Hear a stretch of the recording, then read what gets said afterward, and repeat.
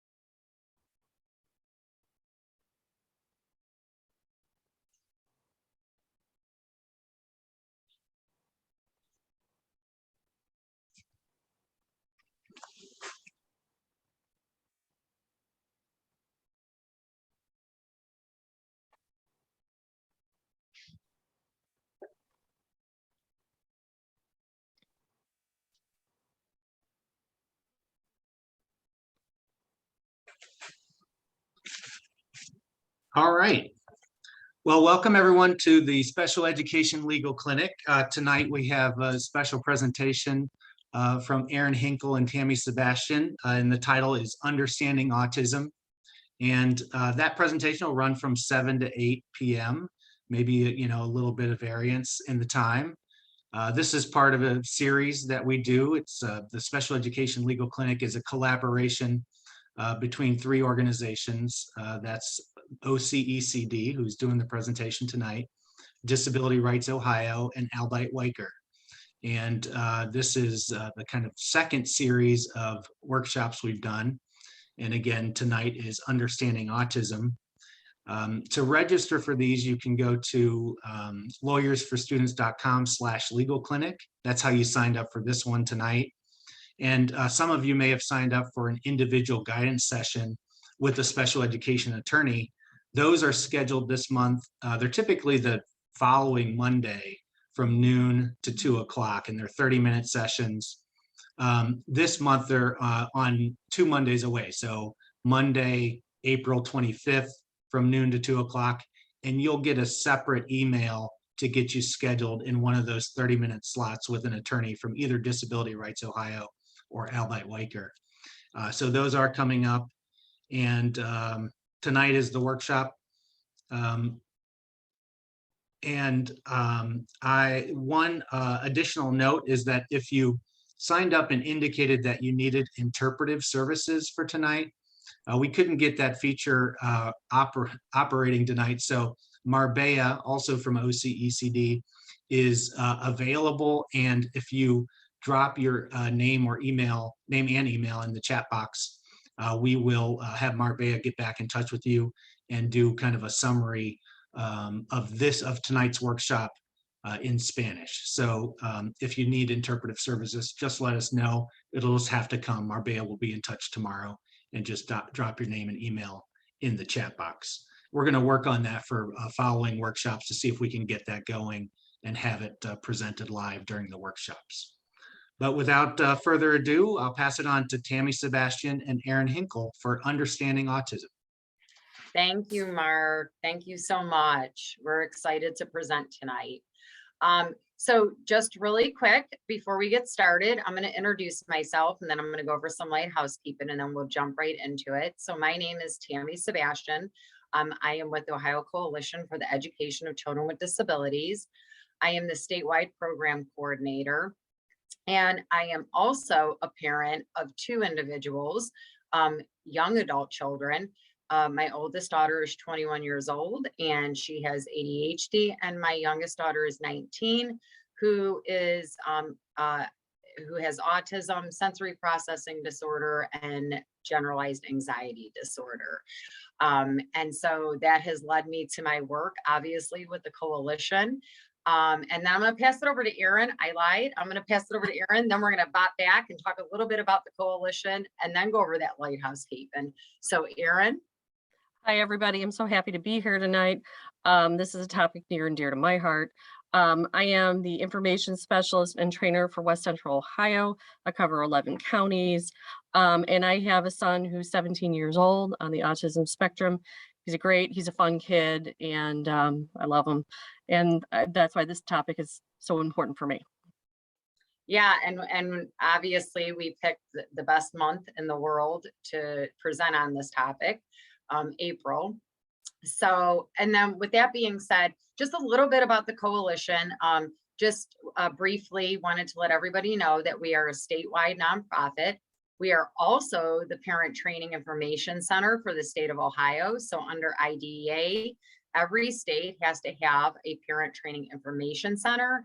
And what that is we provide resources, information, and support to parents during the special education process.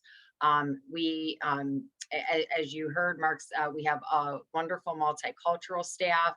So we serve all families in the state of Ohio, and we cover the entire state. So, and we have information at the end that you're going to be able to go ahead and click on to get more information on support in your area. And then we've also provided a link in our handouts. If you want to know more in depth about the Ohio Coalition, you can go ahead and look at that. I wish I had all the time in the world to talk about what we do, but we have to jump into this training. So with that being said, we are going to start our training. A little bit before we get going, autism is a complex neurological disorder. And when scientists who have studied ASD or autism spectrum disorder say there's no single cause for autism, and that likely there are many causes and for multiple types of autism. So, and we can look at many different factors, including environmental, genetic factors that could make a child more likely to have ASD. And when I say ASD, I'm saying autism spectrum disorder. So in our training today, we're going to discuss the prevalence. We're also going to take a little brief look at the diagnostic criteria, and we're going to review the differences between the mental health definition, very important here, and the educational definition. And we got a lot of great resources for that too. Social interactions will cover communication and behavioral disorders. I just wanted to share briefly, we will not be discussing the school services or goals or methodologies today, but I do want to make you aware that we also have other trainings that do cover those more in depth, our evaluation training, our IEP training. Just because we don't have a lot of time to cover today, we wanted to get to the core. So, and we've also provided, if you're interested about the Autism Scholarship Program, we've also provided those links in the handout. With that being said, oh, Mark. Yeah, Tammy, I just wanted to pop on because someone mentioned in the chat box that the handout link isn't working. And I clicked it too, and it might be a little short or something. But the evaluation link is working, but the handout link might need reposted. Okay, well, you know what? When Erin gets to her slides, I'll go in and dig in and throw that back in there. I apologize, everyone. No problem. It might have been the way I posted it in the chat. I apologize. So with that being said, I am going to hopefully get this next slide up. Can you see that? Yep. All right. See it. So we have a video. We're going to see this a couple times throughout this presentation. It's about Taylor Crow. And we just want to bring your attention to the fact that there is some outdated language that's used in the video, but we feel that the message and the impact of this video is so important to hear and see. So we just ask for your consideration on some of the language used, but I think it really is going to be helpful and educational for us to watch the video.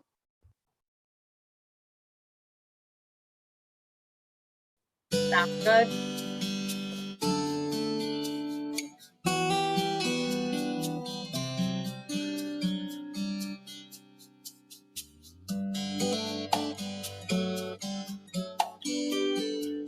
Hi, I'm Taylor Crow.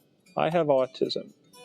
You might not notice my autism very much, and that's part of the story I'm about to tell. First, I want to talk about autism. All people with autism share common traits that define them as being autistic. But people with autism, like people in general, can be very different from one another. Some people with autism have mental retardation, while others are extremely intelligent. Some can talk and some can't. Some are even geniuses. Some children are born with autism and their parents know something is different from the very start. Some children with autism seem to have a perfectly normal childhood until age 2 or so. Then their autism appears. Some children with the form of autism known as Asperger's syndrome often aren't diagnosed until they are in grade school. That's when difficulties socially interacting with others begin to show up. I was one of those kids who seemed to have a perfectly normal childhood at first. A, B, C, D, E, F, D, H, I, J, K, L, M, N, Q, R, S, T, U, V, W, X, Y, and Z. Now, S, M, A, B, C. Tell me what you think of. I think you're wonderful. These days, about 2/3 of children diagnosed with autism have apparently normal early development before their symptoms appear. Look at this. It's a home video of my second birthday.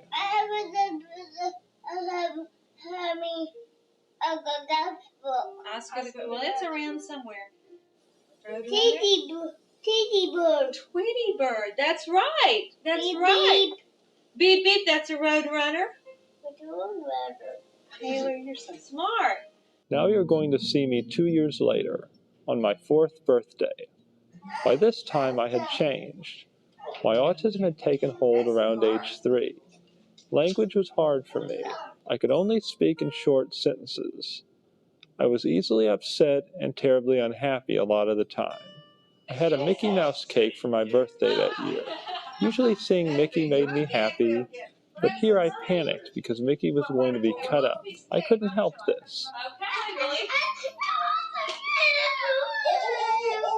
After my autism appeared, I wanted things a certain way, exactly and only the way I thought they should be.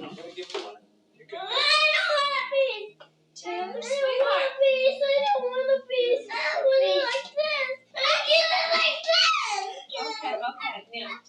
It was years before I could come even close to the language skills I had when I was 2.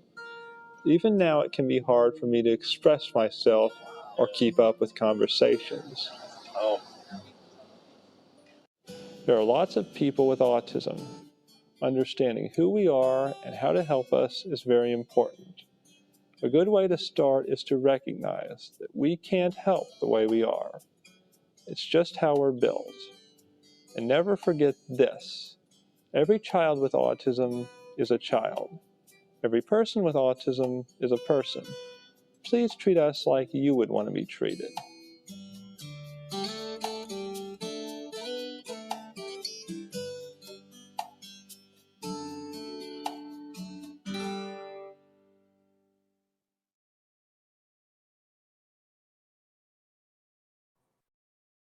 Okay, just give me a minute to move the screen.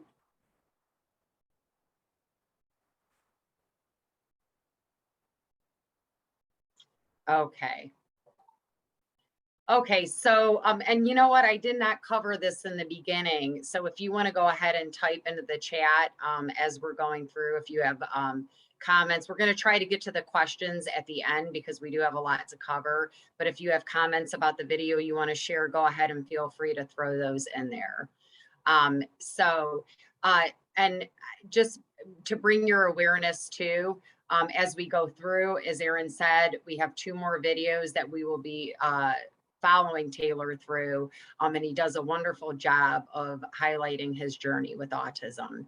So with that being said, we're going to hop right in and talk a little bit about autism and what that looks like under the DSM. And we're going to talk a little bit, I promised you in the beginning, about the educational definition and medical. So are you guys able to see my screen? Are you just seeing my screen? Okay, I just wanted to make sure. It was hard to go back and forth between the videos, so I just wanted to make sure everybody could see it. So the DSM is the guidebook that clinicians and researchers use to diagnose mental disorders in children and adults. Just want to make sure that you know it's a living document. And there are periodic changes to reflect new research or ongoing practices. With that being said, we just recently, many of you may know or may not know, or might just be finding out today, that the DSM-5 has a text revision. And we actually included that in the handouts too. I know I promised you I would get those in there. We're working on that behind the scenes to get the handout in there, in that active link. But it was recently updated to include changes to the definition of autism. And experts are saying that it's going to help to further clarify the diagnosis. And they're saying that they're very minor tweaks. There's a lot of discussion around it. We're not going to be able to talk a lot about it today. There's probably going to be a lot of discussion on further updates to the DSM. A lot of autism self-advocates are making sure that their voice is being heard and that they're going to be involved in those changes. We also put in that handout the changes. We encourage you to read more about it, and you know, making sure that voices are heard as we go on. I think a lot of the concerns are too that it might be too narrow in their scope. So just like I said, if you get a chance to look at that handout more in depth, we've included that. And just to remind you, whenever we're talking about autism spectrum disorder, we are referring to an entire spectrum, and we're going to get to that in the next slides. Individuals who are on the spectrum are extremely variable. And we've also included a handout that some may have seen where there are levels, and not all practitioners use those levels. Some do, some don't. And we've also included that in the handout. Just want to make sure though, that those levels, the autism level 1, level 2, and level 3 does not talk about the supports that a child on the spectrum needs in the educational setting. I think that's very important to state. And again, we'll go in a little bit more in depth as we get to the later slides. So we love this graphic. Autism spectrum disorder, it refers to a broad range of conditions characterized by social skills and repetitive behaviors, speech and behavioral, and non-communication issues. We just love that this, autism spectrum is variable and no one person is alike. So this just really brings through all the conditions that can come with autism. We love that this is not the typical rainbow arc with a beginning and an end, which sometimes can stigmatize, that there is a hierarchy in autism spectrum disorder. So we just think this really brings home the whole disorder and does a nice visual. Yes, and it doesn't travel alone. It does not. So typically, there are 3 areas that are affected by autism. And as you can see here, social interaction, communication, and behavior. And that behavior may be repetitive behavior. It could be stereotyped behavior. It could be sensory behaviors, which we'll be talking a little bit more down in a couple of slides, or interests. So keep in mind, and we're going to keep saying this, and you're going to hear us say it, and the videos say it. Keep in mind that each child you encounter is going to look different. Some might have issues in all 3 areas, but they're going to look quite different. No 2 are going to look quite the same. And then also too, something that can also travel and usually comes along with the diagnosis is the executive functioning deficits. So that can look like, I always like to refer to the executive functioning part of our brains as like the CEO of our brain, right? Organizing and planning everything. It's the part that uses focus and discerns what's important. It's the part of our brain that also sets the goals and initiates activity, and flexibility. So when we talk about the rigidness, that's because that executive functioning piece, that there's a piece in there about flexibility, that executive functioning covers. So just keep that in mind.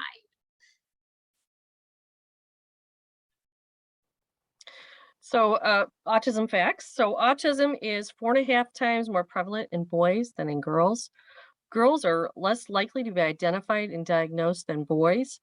Researchers found that girls with autism spectrum disorders can show significant fewer stereotyped and repetitive behaviors than the boys, and were more likely to have special interests centered in people and relationships. And a lot of times girls are identified later because they can mask what a social interaction is supposed to look like, and we think they are really understanding how to connect with people and have that social interaction, and many times it's almost like a learned stemmed behavior. So that's a lot of times that's why girls too are a little bit later in becoming diagnosed. Autism affects all racial, ethnic, and socioeconomic backgrounds. It is one of the most inheritable neurodevelopment disorders. If identical twins are born and one twin has autism, there is a 9 in 10 chance that the other twin will have it also. If a sibling has autism, there's a 35% chance that the siblings will be diagnosed with autism as well. So it's just kind of some interesting facts about autism, and yeah. And we see that a lot in families too, Yeah, I know I have it in my family too. I have a nephew and, my brother-in-law, and all kind of didn't realize all those people had autism until my son was diagnosed. And then it was like, oh, yes, you see it.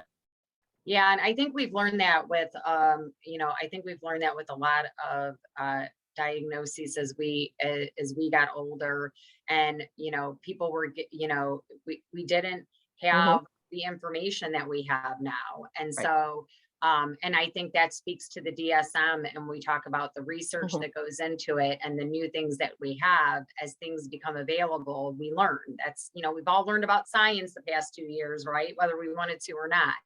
Right. So, yeah. So, talking a little bit about going back to that fun DSM, the diagnostic statistic manual.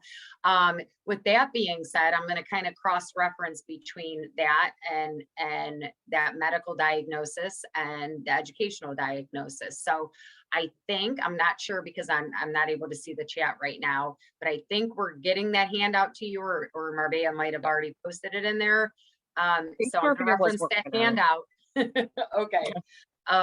So the handout that we have in the materials, we have the complete definition, the educational definition of autism, which is under the 13 disability categories under IDEA. But that is directly from the Ohio operating standards. So you can look at that more in depth, and that's what we would use when we're looking at that eligibility determination in an evaluation. The DSM-5 provides us with a medical diagnosis of autism. So remember, we have the operating standards gives us the educational definition, the DSM-5 gives us the medical definition. And then, just to let you know, a medical diagnosis of autism is not required for a school district to determine that they're eligible under the disability category of autism. But I will tell you this, it is extremely helpful to have that. Not needed, not required, but very helpful to have that. And on that, also, just because a child has a medical diagnosis of autism does not necessarily mean they would qualify for services under IDEA, because we have to show an educational impact, and not all children who are diagnosed with autism need specially designed instruction in order to learn. So just wanted to make sure we covered that. And then I wanted to also say, O'Callaghan did a wonderful job of, they did a handout of the educational definition and went more in depth. And we have also included that too. So, and I actually have a live link that I'll throw in the chat.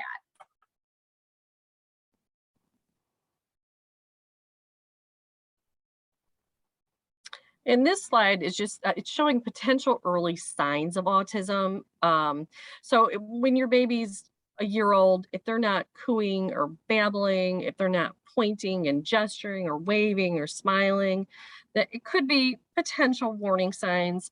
By 16 months of age, if your baby isn't using single words, and then by 2 years of age, if you have a baby that's not using 2-word phrases on their own, or they lose language skills or social skills that they've already acquired.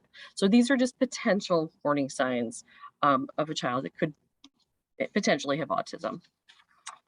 Yeah, and we're gonna take a look. Taylor's gonna come back and we're gonna talk about, if we're gonna jump right into what those signs were for Taylor. But I just have to say, how cute is that baby? And We love this graphic. Yeah. That baby is so cute. No. All right. And let's watch Taylor share some more about his journey in our next video.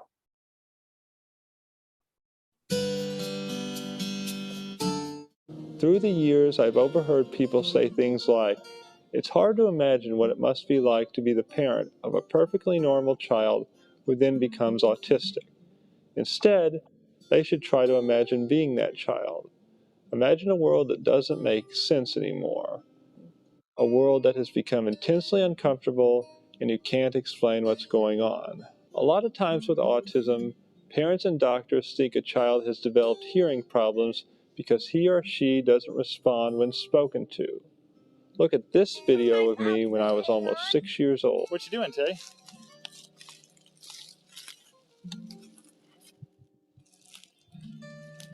Taylor Crow, look right here at the camera. Taylor, what you making? What you making, sweetie? Let's look at that scene again. There's something else to notice.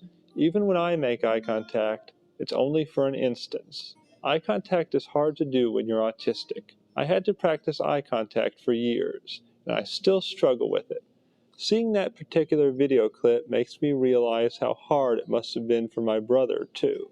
When I was a preschooler, before I had any speech therapy, I would hardly talk at all, unless I was upset. But here's something very interesting. Certain activities made it much easier for me to talk. My parents discovered that swinging would relax me and allowed me to communicate more easily. In those days, when the swinging stopped, my talking stopped. Now watch this. Here I am a few minutes later, not swinging. Hi, Taylor. I'm not talking and I'm not responding to Dad. Hi, Taylor. Here I am later, the same day, swinging again and talking again. And there's Taylor back on a swing, one of his favorite things to do. Even as an adult, I still like to swing, and I still enjoy certain carnival rides. They feel good and relax me. This is interesting because many scientists who have studied autism say it's a disorder of the senses. In fact, much of the treatment for autism is aimed at working with the different senses. Earlier you saw the video clip where it seemed like I wasn't able to hear. Actually, I could hear very well, sometimes too well. Certain sounds bothered me. Here's an example. I love parades. I never wanted to miss one, but sometimes the sounds were overwhelming.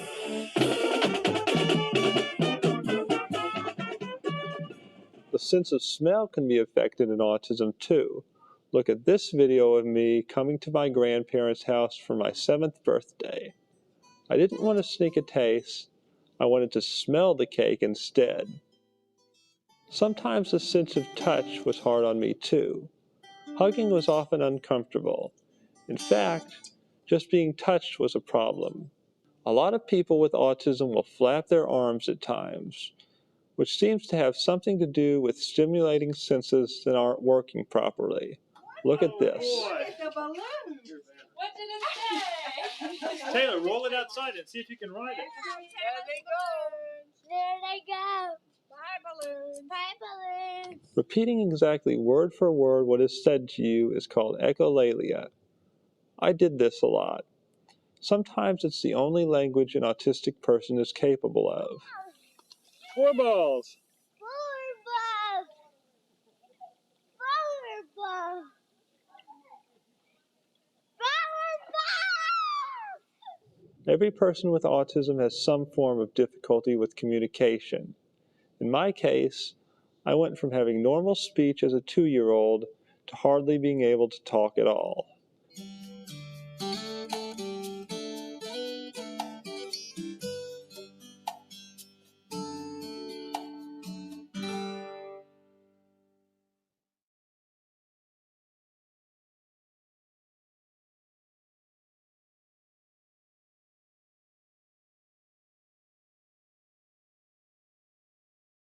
Thank you, Tammy. You're It was welcome. good to see another episode of Taylor's life and, explaining things to us. So it was good. Our next slide, we're talking about social interaction and the hidden curriculum is referring to important social skills that everybody knows, but no one is taught. This includes assumed rules, adult or student expectations, idioms, metaphors. Understanding the hidden curriculum may be especially difficult for individuals on the spectrum.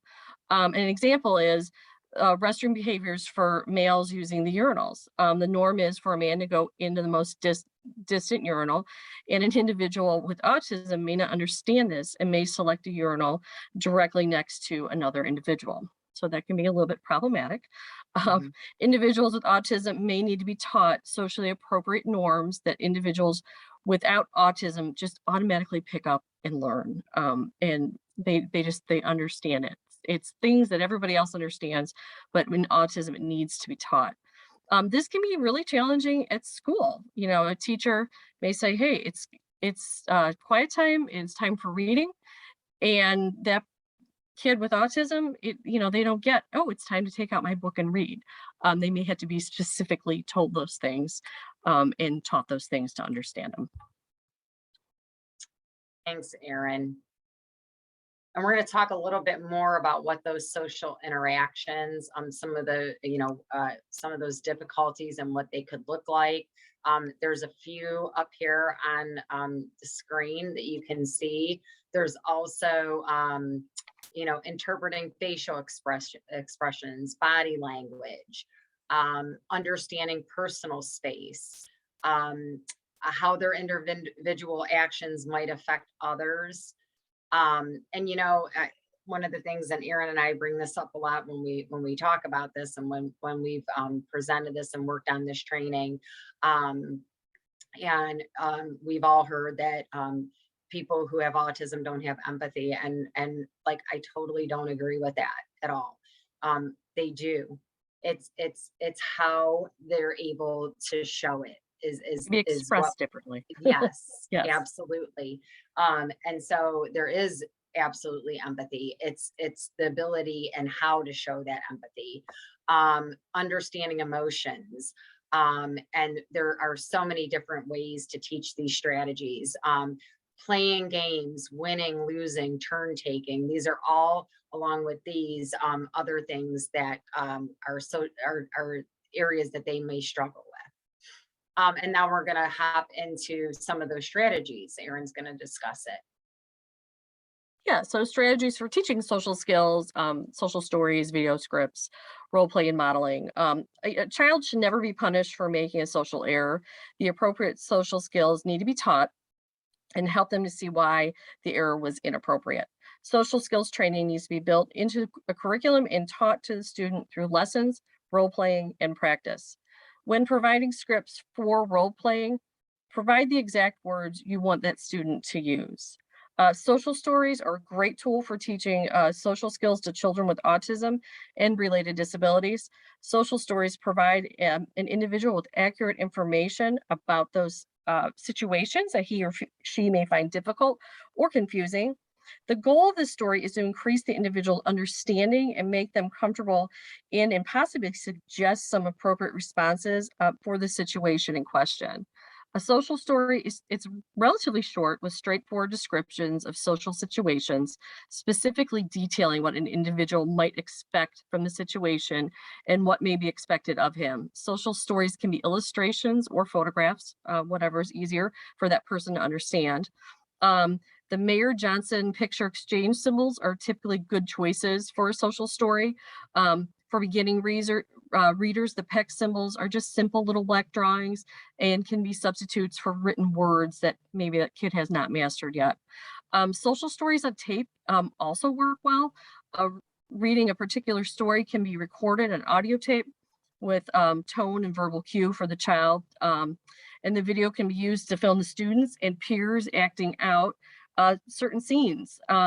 And story boxes where a child and an adult can act out the scenes for stories and with small figures even can make it look like a room or an area outside, and that modeling, and the kid can really understand what that social situation should look like and what an appropriate response would be.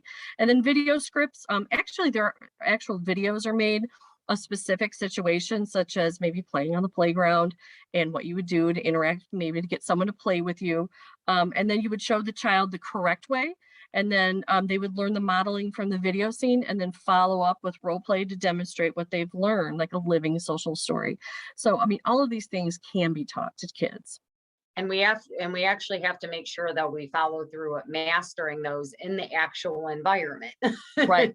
Right. So you're going to teach them that social story. Right. And then you're going to go on the playground, or you're going to go, you know, into the classroom and ask kids to play with you, or whatever that is. Yes, it has to be generalized. Definitely. And so then we're going to hop right into, we talked about the socialization, and we're going to talk about some ways that communication may be affected in individuals with autism. And that could look like, difficulty expressing needs, difficulty processing language, and not responsive to verbal cues. That's another one. Delayed speech or no speech at all could also be another area. And Erin's going to go ahead and talk a little bit more in depth about communication. Yeah, and what communication and social skills are tightly interwoven. Time and amount of language development skills that varies from child to child. And this is a nice list here of the different ways an individual can communicate. So motoric literally is direct physical manipulation of a person or an object, taking the person by their hand and pushing them towards a desired object, or literally handing them a cup that, you know, they want to drink. Gestural pointing, the kid will point to a desired object or a toy, or they'll shift their gaze over to something that they want. Vocalization or sign language. Vocalization could be crying. It just could be a noise the child makes to draw another person into them so they can communicate with them. Sign language can be also a good way to teach kids who don't have a ton of language yet. It can help bridge that gap. And then using objects. Your child could hand you an object, hand you a card. I want to play with this. Again, I'm hungry. I want something to eat. Hand you a plate or a cup or something like that. And then using photos, using two-dimensional photos to communicate, that would point to a hand, to an object, or you would want to play with that car, or I want that milk. And then pictures, the use of two-dimensional drawings. And it could be represent a kid's swing, and he hands them the swing, and the kid wants to go play on his swing.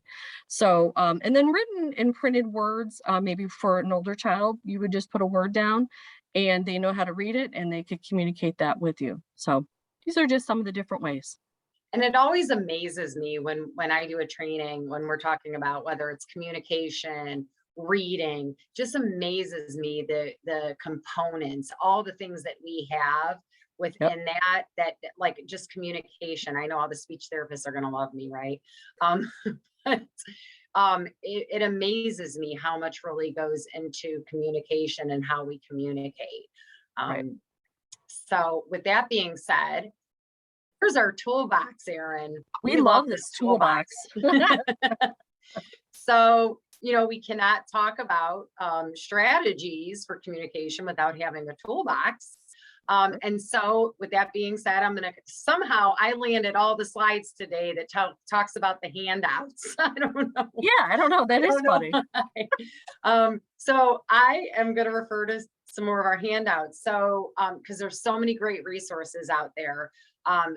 So O'Cali, once again, comes in with the great resources, and they have an Autism Center grab and go resource gallery of interventions. So we wanted to give you that, and that is also in your handout, and I will, that's another, I have two of them I'm going to put in the link so you guys can actually have there too. So what are some of those things you can see inside our toolbox? We have a first then board. So that is a strategy that's used. This is another simple activity. It can be done on a daily basis with the student. It can also serve as providing structure to the day. You know, first we do this, then that. And also there are different ways to do this, and not just in a picture board. You know, we can use that in language and verbalize that. Choice boards, so that's another you know, another tool that we have. Instead of the adults always making the choices for the child, this gives the child the opportunity to make the choices when appropriate. Music therapy and sensory integration is another great tool. They might have a large impact on the child's ability to use verbal communication. You know, there is research out there that says it stimulates the senses, and helps to improve the child's ability to respond to sensory information. Also, sign language may be helpful when a child has failed to develop speech after significant efforts have been made. But sign language and verbal communication can also be taught simultaneously. So, and then just to go a little bit more into that, there is ASL is the most popular signing used for children with hearing loss or partial and total deafness in the United States. However, signed English syntax is a widely used choice for children with speech delays, because this signing I'm sorry, I'm falling over my words, because this signing method uses the same grammar and syntax as English. So research is continuous in all these methods and strategies to work with children with autism and communication. It's really good to check websites, university studies, to kind of keep abreast of these methods. And before I hand it over to Erin, I just want to say, this is a quote. Describe, and coming from the child or from the individual, describing my feelings is difficult. I may not know the right words. I may confuse words. I may know the words but not understand them. Watch my body language and explain the words you use. Watch my body language and explain the words you use, watching for frustration, agitation, or withdrawal. And with that, we are going to move into our next slide. We're going to be talking about behaviors. And I know, like, one of the things I can start off with about behaviors, that people with autism are often better at processing and learning from pictures than listening to someone speak, because sometimes too many words, like Tammy was just saying, can be confusing and overstimulating, and they don't maybe understand what it all means. And that can be, you know, they can withdraw and have frustration, and that can be a behavior. If meltdowns occur at home, especially after returning home from school, something in the school environment, maybe on the bus, is triggering the behavior. Behavior is a way to communicate. So that behavior is saying, hey, something's not quite right, something's wrong. A person with autism processing, they process that information differently, and they may feel frightened or overwhelmed by new places and people. So it's always good to front load anytime you go somewhere new, so they can be comfortable in that space. Bright lights, colors, chaotic settings can cause a person with autism to feel overwhelmed. It can trigger a meltdown. A child with autism may respond to people, may not respond to people and avoid eye contact. He or she may seem withdrawn, but sometimes that one-on-one interaction can almost be too much. So they kind of shut down a little bit. Let's look at some other behaviors typically seen in children with ASD. Children with autism may focus on one item for long periods of time and be fixed on a very narrow range of objects or subjects and interests. And I know for my son, one of them is elevators. He knows every elevator in the Cleveland area and what it is. It's a huge interest. He loves it. And sometimes those interests can change. Yes. You know, it'll be one way for so long. I know we had Stranger Things for a long time, or, you know, I don't want to plug any, So anyone. any interest. Yes, but it is funny how they yes. do evolve and change over time too. And that may fall off and then something comes in and replaces it, but they know everything about it. Yes. A person with autism may seem inflexible and can be sometimes inflexible about routines and engage in ritualistic behavior. They may insist on having like the same type of food at every meal. And a person with autism may perform repetitive movements like rocking, flapping, maybe hitting themselves over and over. The child may also use language in a repetitive or sing-song manner. And somehow I know that flapping and rocking actually recenters my son, and it actually helps him calm down. It's actually a good thing for him. So, you know, any of these things, you know, there can be triggers to behavior, and behaviors are a mode of communication for our kids. Yeah, and I going into that, because I'm also covering a behavior slide, but going into that, I think I had shared this with you previously, Erin, but for my daughter too, sometimes, you know, those sensory, the overstimulation of the sensory and something that may have occurred that day, you know, we didn't always know what, you know, when the meltdown occurred, it might have not been the obvious thing in that environment. Like we could have probably seen no triggers at that time. But then we used to have to unpack and look at, you know, we unpacked a lot to see what really happened throughout the day. So that's very important too. What it looks like at the time might not be exactly what it is. Yeah. Right. And sometimes it's a little hard to dig deep and really find out what that was and what Sometimes triggered. we never find out. Yeah. And sometimes So, I don't think they know. right. Sometimes their systems are just overwhelmed.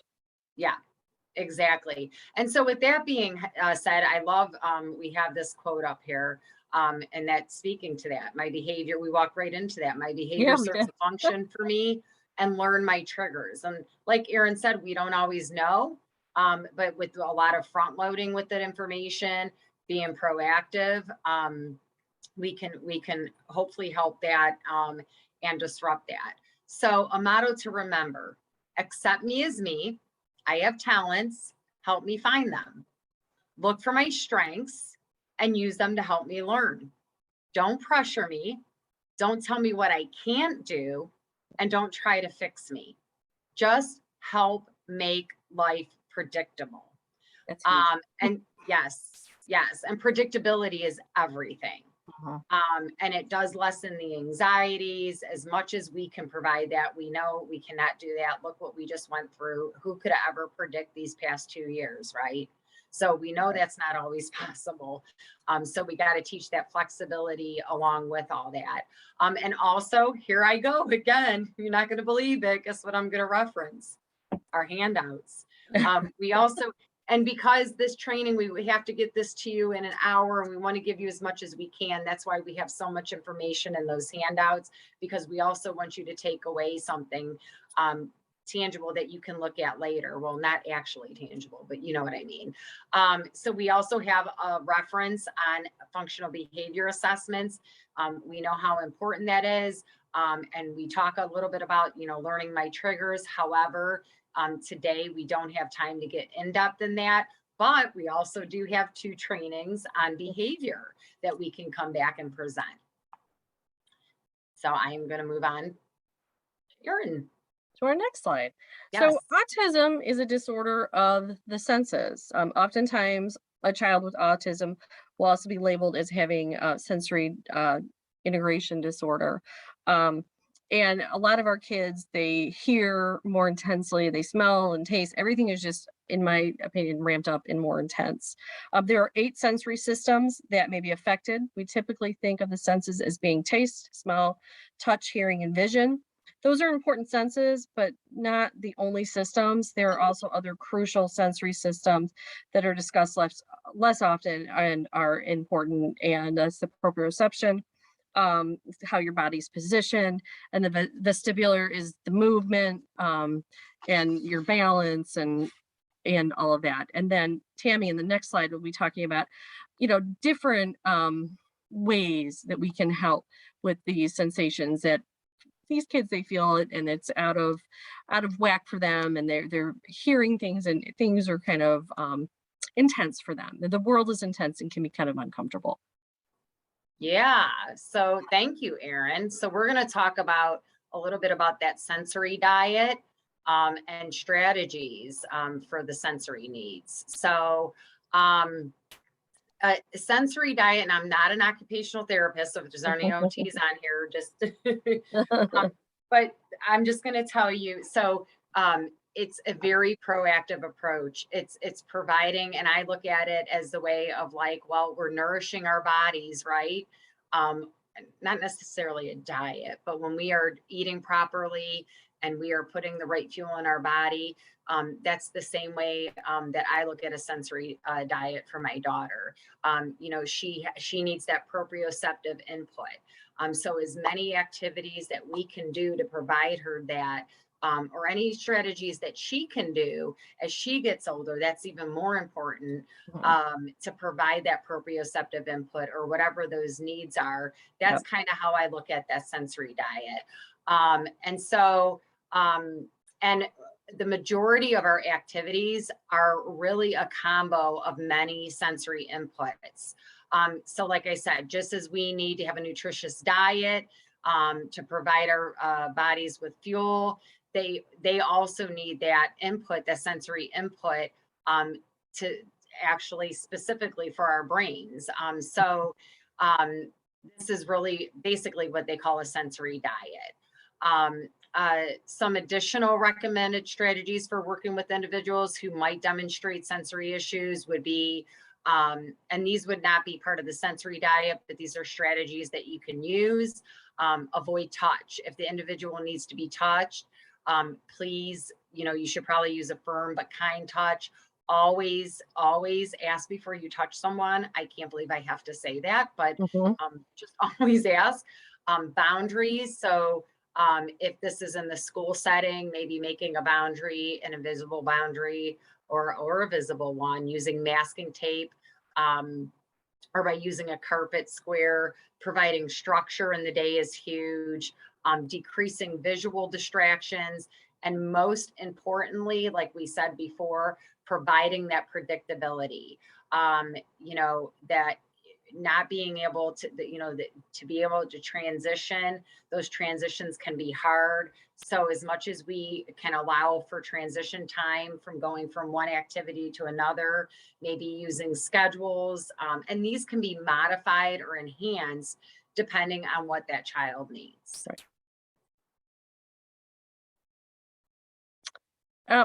Almost half of the children identified with ASD have average or above average intelligence. Many individuals with autism may learn more slowly than their peers. Accurate assessments may be difficult to attain, and cognitive ability should never limit the opportunity to learn. Assessment validity may be difficult to collect. Examiners must constantly question whether obtained scores reflect cognitive potential or the qualitative impairments in communication that are typical of autism. To address these challenges, examiners will often need to make testing accommodations, like front-loading expectations and changes is definitely key. Difficulty adjusting to environmental changes to routine may make it difficult for the student to perform at his or her best. It would be important to familiarize the student with the examiner's testing room before beginning a formal assessment procedure.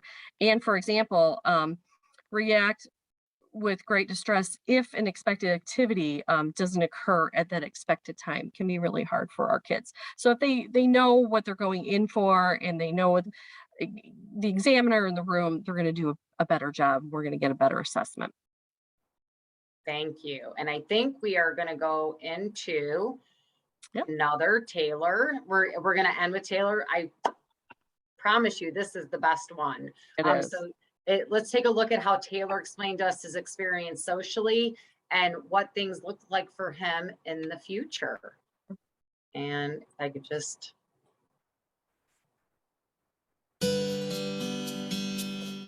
When you meet someone with autism, the behavior and communication difficulties make it seem like we don't have emotions.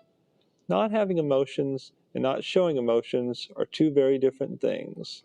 I know happiness and sadness and joy and anger and contentment and fear and love.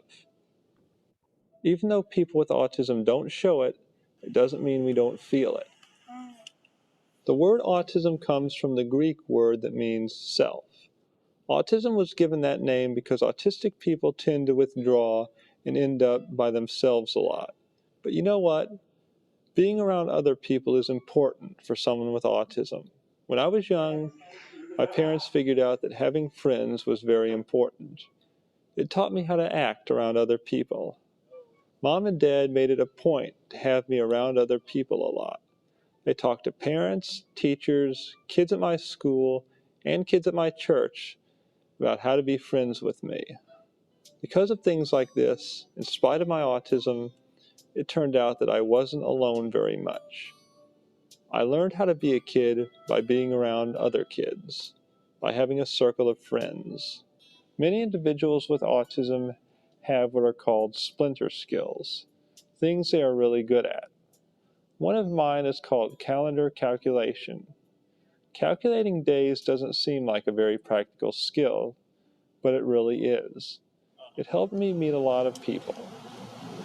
What days were you born on? I was born on October 6th, 1977. Thursday. And I was born on July 1st, 1974. Monday. My family always encouraged my interest in art. While I was still in high school, I showed samples of my artwork to some people at my local newspaper and got a job as a cartoonist for them. After high school, for over a year, I worked harder than ever on my drawing and painting skills to put together a portfolio for my application to the California Institute of the Arts.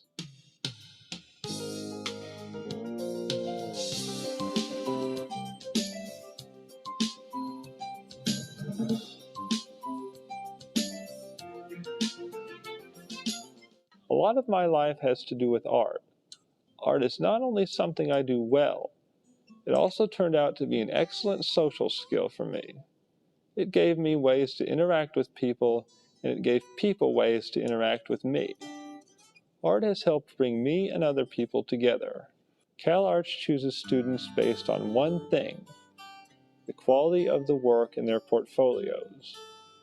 My work was cut out for me, but becoming an animator had been my dream since I was 9, so I put everything I had into my work. I knew that many students had to apply 2, 3, or 4 times before they could get into CalArts, and a lot of them never made it. I really wanted to go to school there. Applying to CalArts was the hardest thing I had ever done, but it was important to me. I put all my effort into it. I made it.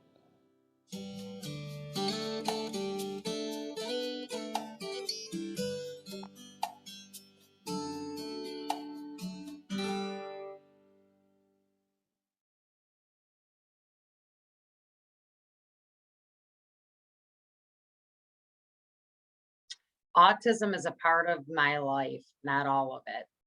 Right. And it's so awesome to see his story from his perspective. Yes. Yeah. Is this my slide? I'm sorry. No, it's Erin. mine. Oh, go ahead. No, that's good. And I realize it's 8 o'clock. You bear with us. We're almost right at done. the end. Yep, we're almost there. Yep. Educational methodologies. Make sure methodologies are research-based. Know the pros and cons of the methodology that you select. The methodology should use a sound research design. The outcomes of students receiving tested teaching strategy or intervention are compared to similar students who do not receive that intervention. It should be based on high quality data analysis. Researchers must be sure to carefully collect, store, and examine that data. And it involves researchers to review the results, and the study should be reported in a journal so other researchers can review those methods used and repeat the research in other settings and validate that methodology. Thank you so much, Erin. And that's very important. I'm glad you told us what that looks like, what research-based looks like. And with that being said, the last couple of slides we have here, as parents, we want an inclusive place for our children. That's what we want. That is the goal of every parent, is to make sure that our children become included individuals in society. However, I want to say this, as our children grow, we must also honor and respect their choices on how they address their autism. So there's a lot of changes within the community, and as parents, we need to support that and honor their voices. And we can support that by encouraging self-advocacy at the youngest age possible and listening to what they have to say.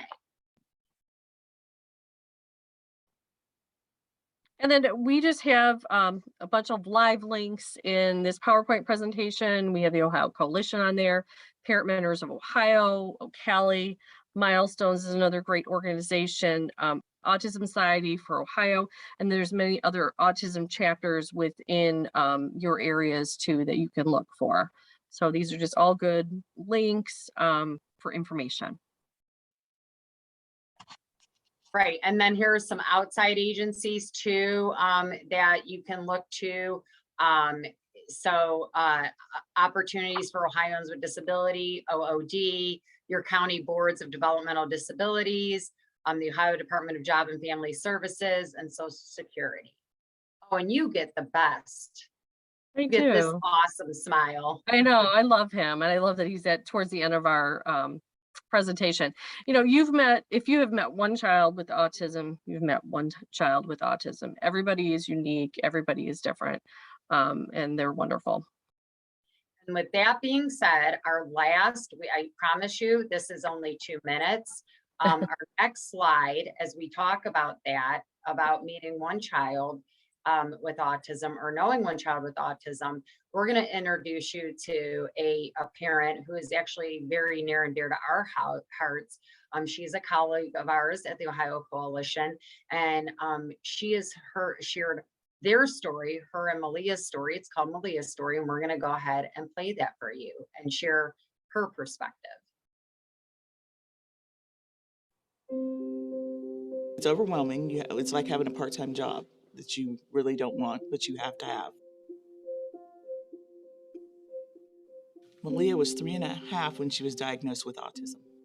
I had heard of it, but I didn't really have a good idea of what it was. I know I was kind of numb, and there was so much information coming at me at once that I probably did not take in everything.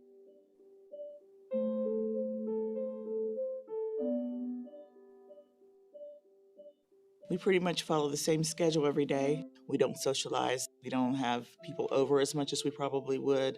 We don't go to picnics or barbecues or things. We pretty much stay to ourselves. This is the type of disability that if you just look at Malia, you don't think anything's wrong with her. But then you might see her having a crisis where she's screaming or hitting or yelling. And then you think, well, what's wrong with her? I just feel like it's just a misconception because people don't understand. Parents that have kids on the spectrum, we are doing everything we can to make sure our kids succeed. We just want acceptance and understanding.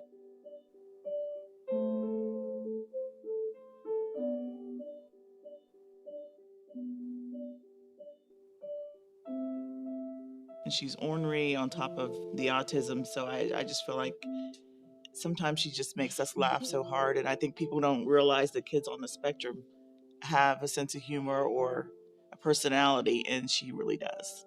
I would like to see her do something that makes her happy. do something that makes her enjoy life.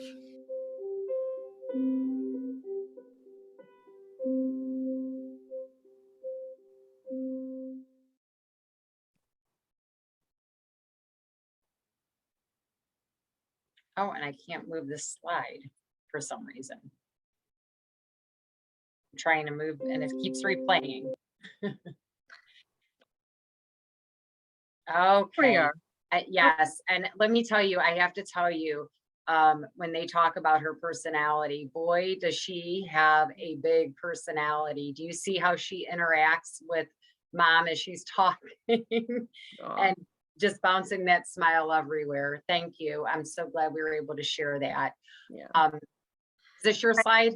Yep. So in summary, our purpose is to support families and children with disabilities. Our services are at no cost to parents. We are here to give a voice to parents and children dealing with life's challenges. We are here to help empower parents to become stronger advocates for their child.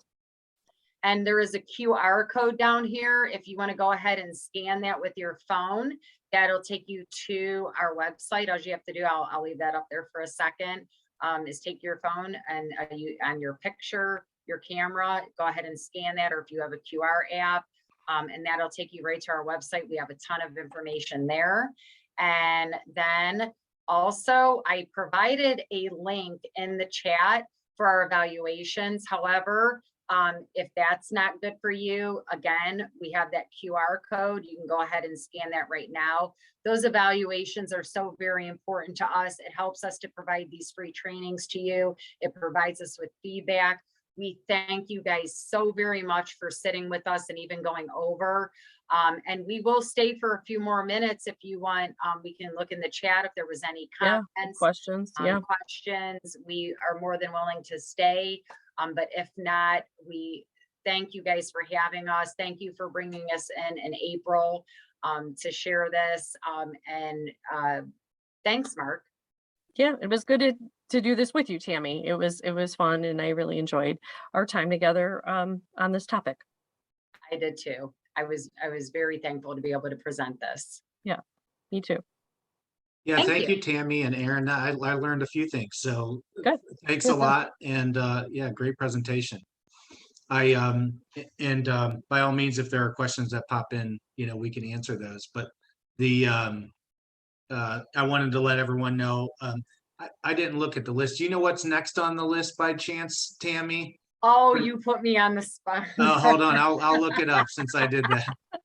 I knew that was coming, and I should have studied. That's all right. I'll pull it up here.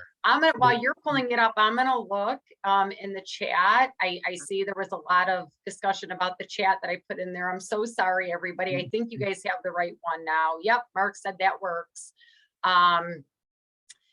There was a question about is autism easy to misdiagnose? I would say I'm not qualified to say that. Yeah. But I mean, I think to pose it in a different way, it just depends on your pediatricians, your psychologists, and whether they're conservative and when they're looking at, I mean, there's so many different factors that go into the diagnosis. I would certainly hope it wasn't a misdiagnosis. That would be problematic, I would see. But I would say, is it, are we doing a thorough job of following the steps that we need to do? And like Aaron said, girls, we know, get diagnosed much later. So I think it's really a struggle probably to the healthcare providers, to be honest with you. And then with the changes in the DSM, that's even, I mean, that just keeps changing. One time we had Asperger's and then it was gone. So, I think with that and the changes in the DSM, it could be harder.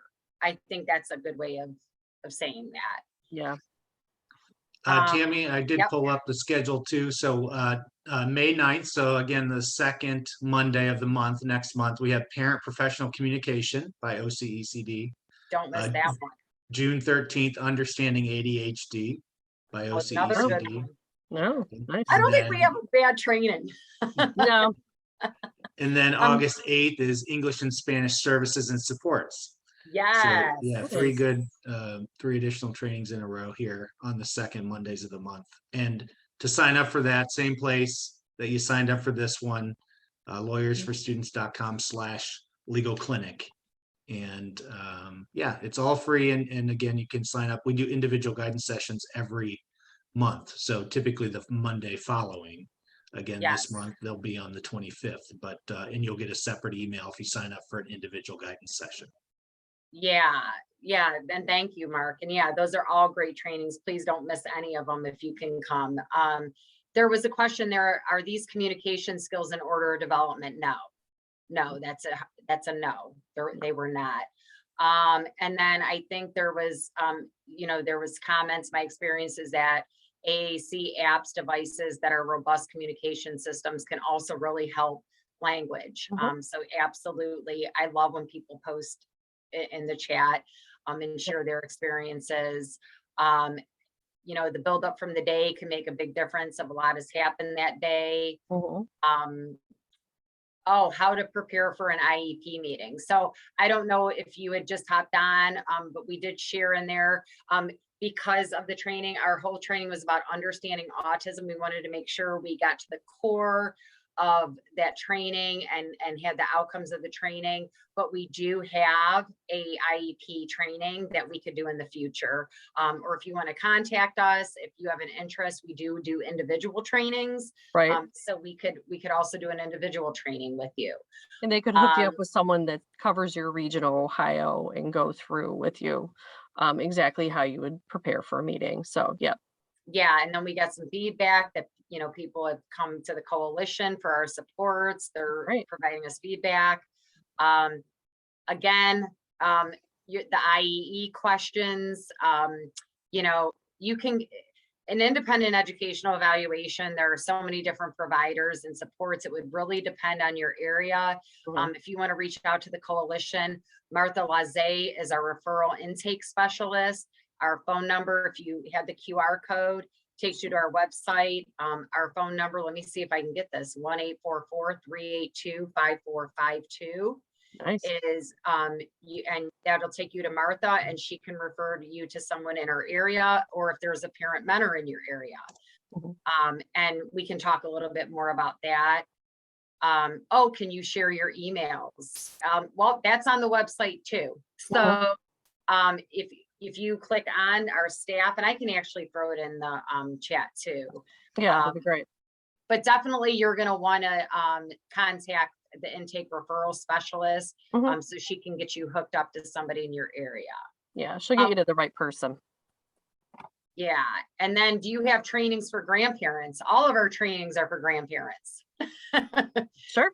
If you're talking about specifically for kinship, if you have your grandchild, but yeah, I mean, that still absolutely applies to you. I'm actually doing a presentation in July for a kinship group. So, and that would be posted on our OCECD website. And then looks like Mark shared our evaluation link again. Yeah, you could schedule a one-on-one training with us. Absolutely. And thank you. Look at Marbea's all over it. Extension. She even gave you Martha's extension. So extension 20. Oh, and Martha's on. It doesn't get any better than this. Yeah. So Martha's on there saying I'm at extension 20. And it looks like they know Martha. So look at that. So it's all good. It's all good. Mark, I think I covered the entire chat box. Yeah. Yeah, I think so. Yeah. Well, I think that's it. Thank you, everyone. Yeah, thanks again. Have a good evening. Bye, everyone. Good Bye. evening.